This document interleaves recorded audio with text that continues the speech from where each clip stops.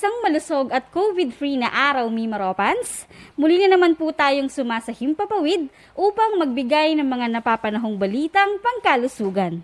Welcome po sa ating DOH Mimaropa Hour, bida sa kwentuhang pangkalusugan. Ako si Liv I. Villanueva mula sa Health Education and Promotion Unit ng DOH CHD Mimaropa, ang inyong bidang kasangga sa tamang impormasyon tungo sa kaalamang pangkalusugan. Para po sa ating COVID-19 Regional Update, as of November 22, 2021, ang rehiyon ng Mimaropa ay nakapagtala ng 29 na bilang ng panibagong kaso ng COVID-19. Sa kabuuan, mayroon ng 1,040 na bilang ng aktibong kaso sa buong rehiyon. Samantala, ang kabuuang bilang ng lokal at imported na kaso ng COVID-19 na naitala sa ating rehiyon ay 32,966. At ang kabuuang bilang ng ating recovered cases ay 30,457. Narito naman ang pagkakahati-hati ng ating active COVID-19 cases per provinces. Sa Oriental Mindoro, mayroong 304, 28 sa Occidental Mindoro, 65 sa Marinduque, 72 sa Romblon, 316 sa Palawan at 255 sa Puerto Princesa. Para sa karagdagang impormasyon, bisitahin ang ating official Facebook page, DOH CHD Mimaropa. Mimaropans, bago tayo magtungo sa ating talakayan ngayong araw, narito muna ang isang napakahalagang sorpresa para sa lahat. Nagpares bakuna ka ba? Kung oo, sumali na sa Bakunado Panalo Raffle. Basta't bakunado ng COVID-19 vaccine, may tsansa kang manalo ng 1 million pesos sa grand draw at isa sa 100 winners of cash prizes sa monthly draw. Ang National E-Raffle na ito ay bukas para sa lahat ng Pilipino na may edad 18 taong gulang pataas na nakatanggap na ng at least isang dose ng COVID-19 vaccines simula March 1, 2021 hanggang December 15, 2021. OFWs na nakatanggap ng at least isang dose ng COVID-19 vaccine dito sa Pilipinas. Upang makasali, Step 1, register for free. Text RESBACUNAREG space, name, /age, /address at isend sa 8933. Step 2, i-text ang vaccine details. Pagkatapos mag-register, ay i-text po ang RESBACUNA space, unang letter ng brand ng inyong natanggap na bakuna, /sunod ay kung pang ilang dose, /pangalan ng inyong respective LGU, at ang panghuli, ang petsa o araw ng inyong bakuna, at isend sa 8933. Ang first dose po is equivalent to 1 raffle entry. Ngunit kung kayo naman ay isang senior citizen, kayo po ay makatatanggap ng additional plus 1 raffle entry. Para naman po sa mga pang second dose, sa mga fully vaccinated, ay makakatanggap ng 2 raffle entries at additional 2 raffle entries para naman sa mga senior citizens. At ang panghuli, kung kayo po ay nakatanggap ng J&J vaccine, kayo po ay makakatanggap ng 3 raffle entries at additional 3 raffle entries naman po para sa mga senior citizens. Piso lang kada send mga kabida. At ngayong Oktubre at Nobyembre, 50 ang may tsansang manalo ng 5,000 pesos para sa monthly draw. Sa raffle draw at nagaganapin sa Disyembre, 10 naman ang maaaring manalo ng 100,000 pesos. Habang isa naman ay may tsansa mag-uwi ng 500,000 pesos at para sa grand draw, ang isa ay mag-uuwi ng 1 milyon. 3 monthly draws at isang grand draw of 1 million pesos ang naghihintay sa December 2021. Kaya sali na mga Mimaropans. Ang proyektong ito ay hatid sa inyo ng Philippine Amusement and Gaming Corporation, Department of Health, National Task Force at Z Philippines. Para po sa iba pang detalye, magtungo lamang sa official Facebook page ng Department of Health Philippines. Tayo po ay mayroong mahalagang pabatid sa ating publiko, kasunod ng pagbabakuna ng booster shots para sa ating healthcare workers. Ang Kagawaran ng Kalusugan at National Vaccine Operations Center ay nagsimula ng bakunahan ng booster shots simula nitong Nobyembre 22 ang mga sumusunod. Booster shots para sa mga senior citizens at additional o third dose bilang parte ng primary series para sa mga individual na may comorbidities at immunocompromised tulad ng immunodeficiency state, people living with HIV, active cancer, transplant patients, at patients under immunosuppressive treatments. Samantala, ang mga inirekomendang schedule ng interval ng booster shots at ang kombinasyon ng doses ay ang mga sumusunod. Maaari nang makatanggap ng booster shots matapos ng ang 6 na buwan mula sa kanilang primary vaccination ang mga nabakunahan ng mga bakunang Sinovac, AstraZeneca, Pfizer, Moderna at Gamaleya Sputnik. Kung ang primary vaccine ay Sinovac, maaaring makatanggap ng Sinovac, Pfizer, AstraZeneca at Moderna bilang booster shot. Kung ang primary vaccine naman ay AstraZeneca, maaaring makatanggap ng AstraZeneca, Pfizer at Moderna bilang booster shot. Samantala kung ang primary vaccine ay Pfizer, maaaring makatanggap ng Pfizer, AstraZeneca at Moderna bilang booster shot. Kung ang primary vaccine ay Moderna, maaaring makatanggap ng Moderna, AstraZeneca at Pfizer bilang booster shot. Samantala ay 3 buwan naman ang pagitan para sa mga nakatanggap ng Janssen. Sa kasalukuyan, hindi pa iniimplementa sa bansa ang pagbibigay ng booster para sa mga nakatanggap ng Janssen. Inuulit ng NVOC at DOH na ang pagtuturok ng booster shots ay isasagawa sa phased approach at hindi pa available para sa general population. Para sa iba pang detalye, mangyari lamang pong tumutok sa mga advisory at pabatid na ilalabas ng NVOC at ng DOH. Mimaropans, sa darating na November 29 hanggang December 1 ay gaganapin ang National Vaccination Days sa buong bansa. Inaangyayahan po namin ang bawat isa na maging bayani at makiisa sa Bayanihan Bakunahan. Ang Bayanihan Bakunahan ay isang malawakang pagbabakuna para sa 15 milyong Pilipinong. Narito ang iilan sa mga pangkaraniwang katanungan ukol sa mga kailangan sa mga araw na iyon. Kailan ang National Vaccination Days at ano ang mangyayari sa mga araw na ito. Itinalaga ang Nobyembre 29, 30 at December 1 bilang National Vaccination Days. Sa mga araw na ito, hinihikayat ang lahat ng Pilipinong edad 18 pataas at mga kabataang nasa edad 12 hanggang 17 taon na magpabakuna bilang kontribusyon sa proteksyon ng bawat pamilyang Pilipino mula sa COVID-19 at mga variants nito. Ano ang layunin ng National Vaccination Days? Nilalayong magpabakuna ng 15 million Filipinos sa 3 araw na National Vaccination Days.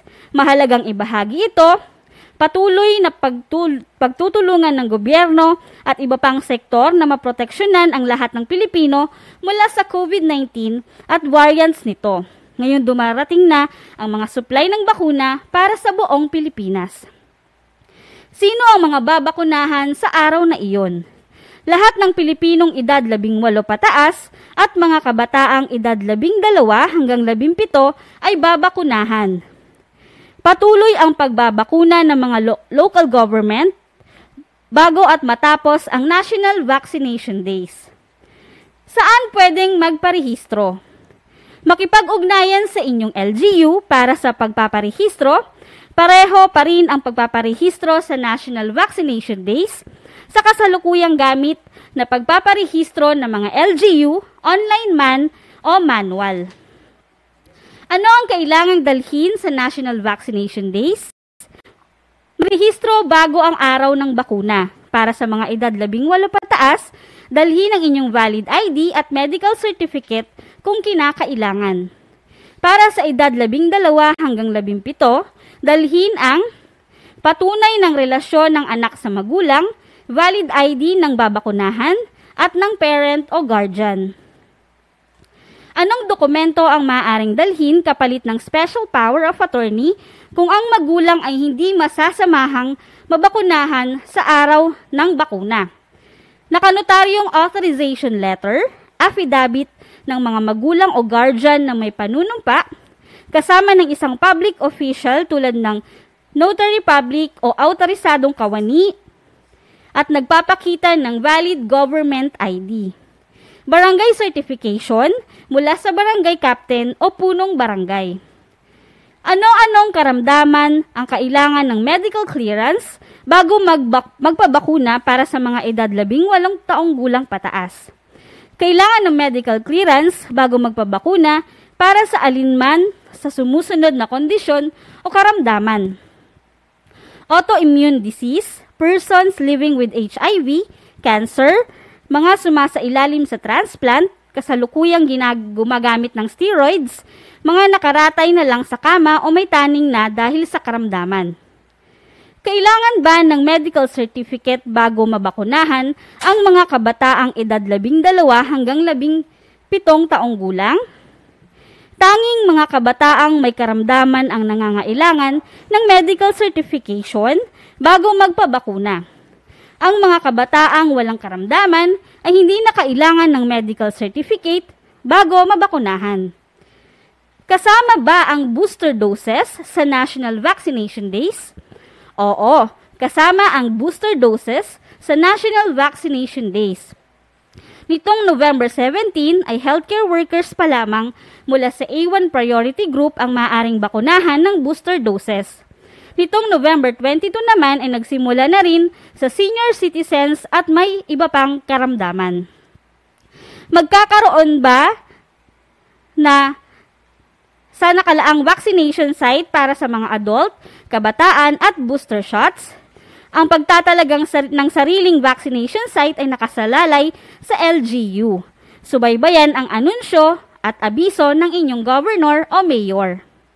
Mimaropans, sabay-sabay nating ipakita ang ating lakas, isang bayan nating labanan ang COVID-19. Inaangayahan din po namin ang mga nais mag-volunteer para sa pagbibigay ng anumang suporta sa inyong LGU. Sama-sama tayo sa bayanihan, bakunahan. Ligtas, lakas. Buong Pilipinas, kaya ano pang hinihintay, Mimaropans? Magpalista na sa inyong LGU at magpabakuna. Mimaropans, patuloy pa rin po ang pagtaas ng kaso ng COVID-19 sa ating rehiyon. Kaya patuloy ang paalaala ng inyong kagawaran na magdoble ingat upang maiwasan na maiuwi sa ating mga tahanan ang nakahawang COVID-19. Upang maiwasan na ito ay mangyari, narito ang mga dapat gawin. Una, plan before COVID-19 hits your home. Dapat talagang magkaroon ng plano ang bawat pamilya kung ano ang kanilang gagawin kung sakasakaling mayroong isa sa kanila o isa sa ating kasama sa pamilya ay magkaroon ng COVID-19. Ang pagpaplano ay nagsisimula sa pag-iingat. Yung mga lumalabas ng tahanan ay mayroong mahigpit na responsibilidad na palaging sumunod sa minimum public health standards at mag-implement ng 4 dapat whenever they leave their home bubble. Ito pa man ay dahil papasok sa trabaho o gagawa ng essential errands, hindi pwedeng mangyari na ito ay maging kampante dahil sa bawat paglabas natin sa ating tahanan, tandaan natin na tayo rin ay magiging daan upang makapasok ang sakit kung sakasakaling tayo ay mahawaan. Hindi dapat nating minamaliit ang responsibilidad na iyan. Ano-ano ang pwede nating gawin? Gawin natin ang 4 dapat. A.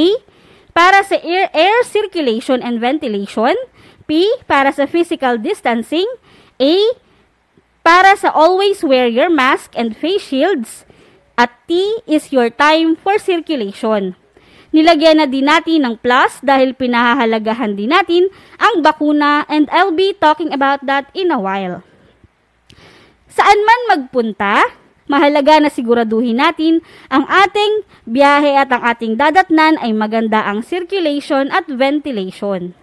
Kung pipili tayo ng ating sasakyan, mas maganda kung pipiliin ang mga vehicles na maganda ang daloy ng hangin. Kung tayo ay sumasakay sa shuttle, o kaya hindi naman ay sa loob ng opisina o kulob na lugar, mahalaga na mayroong puwang ang bintana upang masigurado ang sapat na airflow at wastong ventilasyon. Sino-sino ang kwalipikado sa home care? Ang mga asymptomatic, nag-test na positive ngunit walang nararamdaman o walang simptomas, mga may mild diseases o moderate diseases, basta wala silang tinatawag na risk factors. Paano natin sasabihin na mild o moderate disease?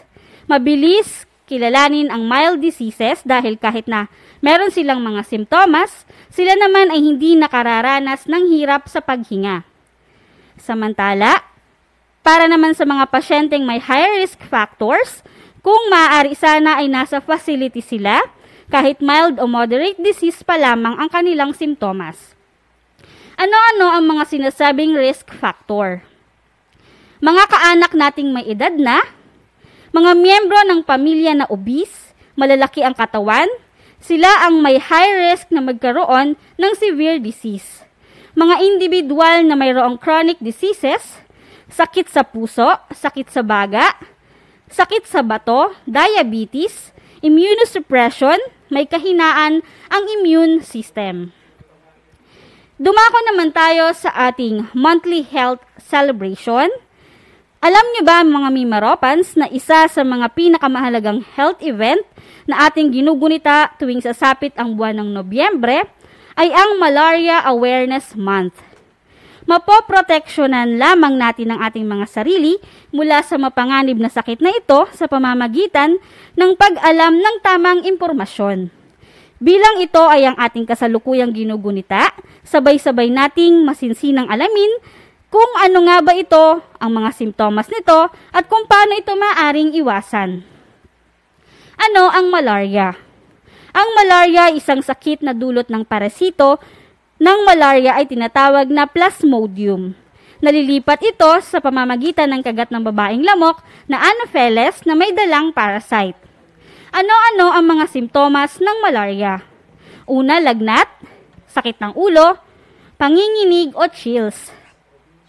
Ang mga ito ay karaniwang nararamdaman 10 hanggang 15 araw matapos makagat ng infected na lamok.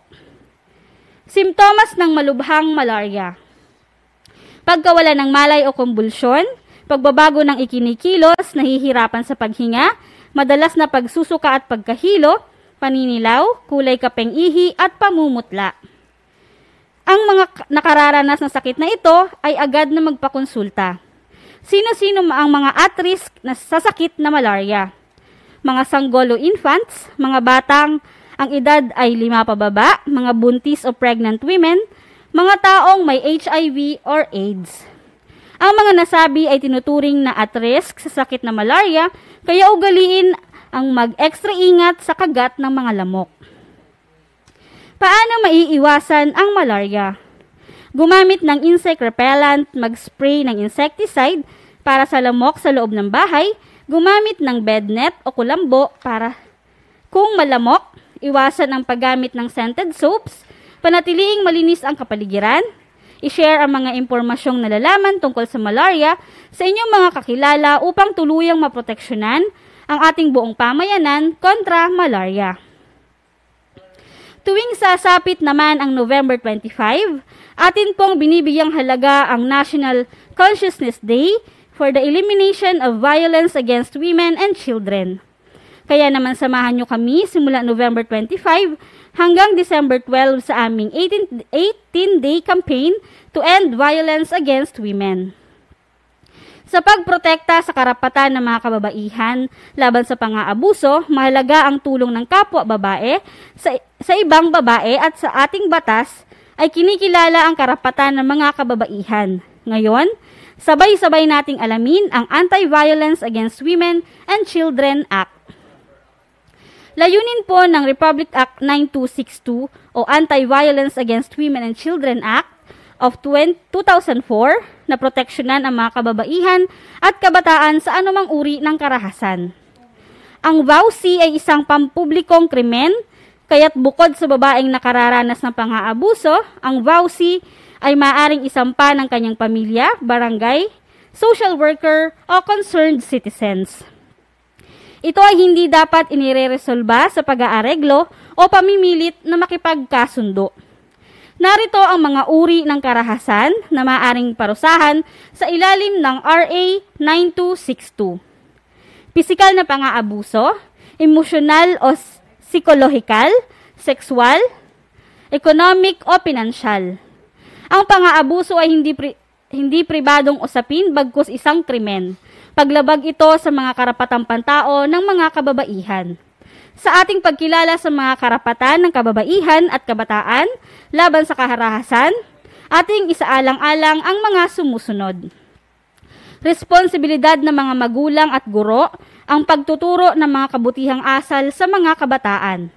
Maging positibong impluwensya sa kapwa lalaki at intindihin na walang mabuting maidudulot ang karahasan. Ipaglaban ang mga karapatang ng mga bata at kababaihan. Irespeto ang sarili at ang kapwa anuman ang kanilang kasarian. Ang kamay ay para sa pagmamalasakit at hindi para sa pananakit. Silence allows violence. Huwag magbulag-bulagan sa mga nakikitang karahasan. Respetuhin natin ang mga kababaihan at kabataan, hindi dahil kapatid mo siya, hindi dahil nanay mo siya, hindi dahil anak mo siya, kung hindi dahil tao siya, at itigil ang karahasan sa mga kababaihan. Love should always be safe. Ang verbal na pang-aabuso ay kadalasang nauuwi sa pisikal na pang-aabuso. Let's end violence against women and children now. Kakampi niyo kami laban sa karahasan. Mga Mimaropans, sa patuloy nating pagharap sa pandemya, lubos na naaapektuhan nito ang bilang ng mga batang nababakunahan sa ating routine immunization, kung saan maraming bata ang hindi nakukumpleto ang mga bakunang dapat ay natatanggap nila. Kaya naman layunin ng DOH kasama ang WHO at UNICEF na walang bata ang magdurusa o mamatay dahil sa mga sakit na maiiwasan naman ng pagbabakuna. Mga mami at daddy, mataas ang banta ng pagkalat ng mga sakit o vaccine-preventable diseases na maaaring mauwi sa outbreak. Bakuna pa rin ang pinakamabisang paraan para maproteksyonan ang ating mga anak laban sa sakit na ito. Ngayong panahon ng COVID-19 pandemic, huwag nating hayaan na magpatuloy ang banta ng outbreak. Bakuna ang tanging paraan upang matigil ang pagkalat ng mga ito. Ligtas at epektibo ang mga bakunang ipinamimigay sa mga bata. Makibahagi sa gaganaping community-based at catch-up immunization campaign sa inyong lugar ngayong October hanggang November. Magtanong sa inyong barangay officials o health workers tungkol sa schedule, tamang lugar, at iba pang mga detalye sa pagbabakuna ng inyong mga anak. Pabakunahan ang inyong mga anak para sa isang healthier Mimaropa. Ngayon ay dumako naman po tayo sa isa nating segment na #CheckTheFacts. Sa punto pong ito, atin pong tatalakayin ang fake news na kumakalat ukol sa COVID-19 at atin po itong papabulaanan. Dahil sa panahon ng pandemya, hindi lamang ang COVID-19 ang ating dapat iwasan, kundi maging ang mga infodemic o ang pagkalat ng fake news. Dahil bida ang may alam ng tamang impormasyon. Para sa ating unang Check the Facts, peke ang mga bakuna laban sa COVID-19, pinagkakakitaan lang tayo ng mga gumagawa nito. Mimaropans, ito ang fact. Ang mga bakuna ay napatunayang nagbibigay proteksyon laban sa COVID-19. Tinitiyak ng ating gobyerno na nabibili ang mga ito sa murang halaga at nabibigay sa mga tao ng walang bayad. Kailangan natin ang bakuna. Pangalawang check the fact, may mga gamot akong pwedeng inumin upang maiwasan ang COVID-19. walang silbi ang mga bakuna. Mimaropans, ito ang fact. Wala pang napatunayang gamot upang maiwasan ang COVID-19. Ngunit napatunayan na epektibo ang mga bakuna upang maprotektahan ang mga tao laban sa malubhang karamdaman at kamatayan. Iwas COVID ang pagpapabakuna. Bilang kasangga ng mga bida, ugaliin natin na alamin ang tamang impormasyon mula sa mga lehitimo at may kredibilidad na sources. Ugaliin natin mag-fact check, #resbakuna, kasangga ng mga bida, sama-sama tayo sa Bida Vaccination. Ngayong unti-unti na nagbubukas ang ating ekonomiya, kailangan pa rin ng iba yung pag-iingat laban sa COVID-19. Ayon sa mga eksperto, kailangan iwasan ang 3 C na ito. Upang mapigilan ang outbreak ng kaso ng COVID-19, dapat iwasan ang closed spaces o mga lugar na sarado at walang maayos na daloy ng hangin, mga lugar na sarado, kabilang na rin ang mga crowded places o lugar na maraming tao sa paligid at close contact settings kung saan kailangan ng malapitang interaksyon sa ibang tao. Mas mataas ang panganib na magkaroon ng hawahan ng COVID-19 kung ang 3 ito ay present sa inyong gagawin. Pilihing maging ligtas sa COVID-19 sa lahat ng bagay at umiwas sa 3 Cs: closed spaces, crowded places, at closed contact settings. Kung ikaw naman ay nakararanas ng mga simptomas ng COVID-19 tulad ng sipon, ubo, lagnat, at iba pa, huwag hayaang lumala at kumalat pa ang mga sakit na ito. Agad na mag-isolate at makipag-ugnayan sa inyong doktor o kaya ay tumawag sa inyong mga barangay health emergency response teams para sa tamang atensyong medikal. Alamin ang hotlines ng inyong mga LGU na maaari ninyong tawagan kung sakaling kayo ay nangangailangan ng tulong medikal. Sa unang simptomas ng COVID-19, mag-isolate agad at makipag-ugnayan sa inyong mga BHERT. Kung ikaw naman ay nangangambang lumabas para magpa-check up, huwag mag-alala. Kung hindi emergency ang pakay sa ospital, kumonsulta online. Makipag-ugnayan sa inyong doktor o sa ospital kung mayroon silang telemedicine services at para mabawasan ang maaaring maging exposure sa COVID-19. Maaari ding pumunta sa website ng Department of Health sa www.doh.gov.ph at i-click ang telemedicine buttons sa kanang bahagi ng website. Sa patuloy na pagtaas ng kaso ng COVID-19, may magagawa ka. Nitong nagdaang linggo, ang inyo pong DOH Center for Health Development Mimaropa ay patuloy na nagpapaalaala na ang lahat ay may gampanin na labanan ang pandemyang ito. Labis po naming hinihingi ang pakikiisa ng lahat sa pamamagitan ng una, stay at home, manatili sa inyong mga tahanan at iwasan muna ang mga non-essential travels. Pangalawa, mask at home when not alone. Ang lahat ay hinihikayat na magsuot ng face mask sa lahat ng pagkakataon, alinmang lugar maging ang inyong mga tahanan, lalong-lalo na kung kayo ay may kasamang kabilang sa vulnerable population. Ikatlo, ensure adequate air circulation. Mahalaga na ang isang tahanan ay may mabuting daloy ng hangin, kung kaya't kung maaari buksan ang inyong mga bintana upang magkaroon ng increased air flow. Ikaapat, seek immediate consultation.